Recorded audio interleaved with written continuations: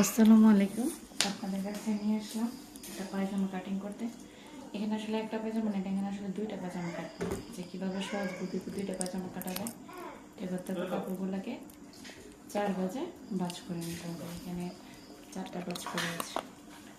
এত সহজ টেকনিকে শিখেছি, এটা মাপ ছাড়া। যে পায়জামা আছে সেই পায়জামাটা মাপ অনুযায়ী কেটে নিতে পারবো খুব সহজেই। তো এখানে আমি দুটো সিস্টেম করবো।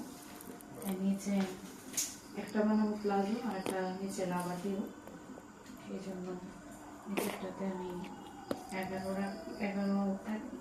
10 থাকবে, 1 ইঞ্চি বেশি নিয়ে নিচ্ছি। আর যেহেতু নিচে আর একটা থাকবে, নিচেরটাতে আমি একটু টান দিয়ে নিচ্ছি, কারণ নিচেরটা আমার পুরাটাই নেব, 1 ইঞ্চি কম নেব। এখানে 14 আছে, 14 মতো নিয়ে আর এখানে আমার একটা টান করে নেওয়া। এখানে আমার 1 ইঞ্চি একটু বেশি নিতে হবে, 1 ইঞ্চির উপরে আছে। বেশি থাকলে সমস্যা নেই, একটা হয়ে যায়।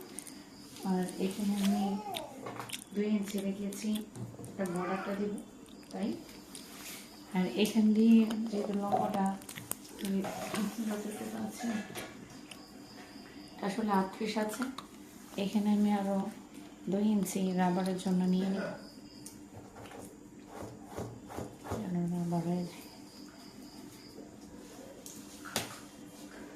দেড় আছে, এখানে আমার সোজা হিসাবে এখানে দেড় নিয়ে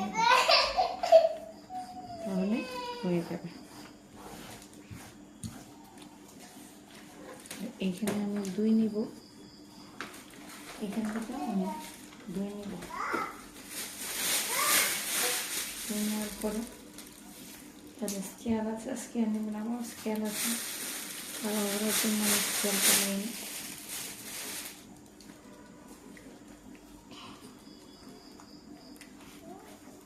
এখান থেকে এই শেপটা সুন্দর মতো নিতে হবে।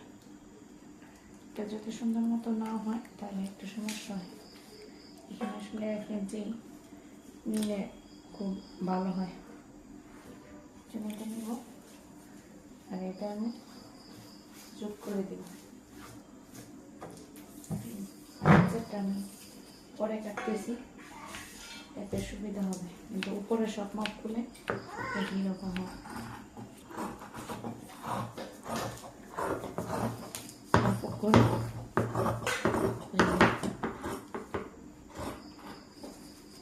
আর একটা জিনিস, এদিকে বাড়তি কাপড় যাই থাকুক, আপনি যদি এই দিক থেকে নেন তাহলে বাড়তি কাপড়টা বের হয়ে যাবে। আলাদা কেটে নিতে হবে।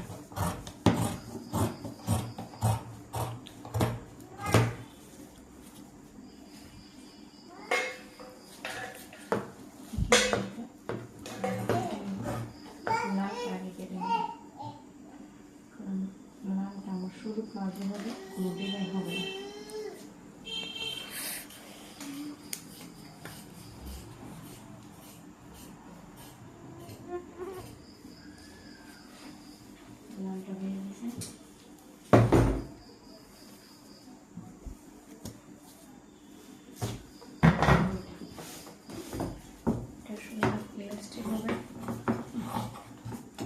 এটা জামাটা ইলাস্টিক সিস্টেমের হাতের মধ্যে জামার সাথে মিল রেখে এখানে আমি এটা দিয়ে দেব।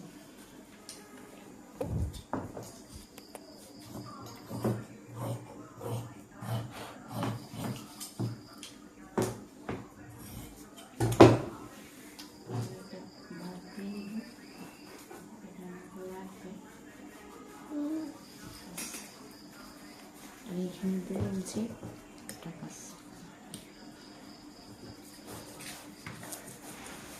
হয়ে গেলে যদি সেলাইটা দেখতে চান তাহলে কমেন্ট করবেন, সেলাইটা দেখিয়ে নেব। এত সহজ টেকনিকে আর কোথাও পাবেন না। ধন্যবাদ সবাইকে।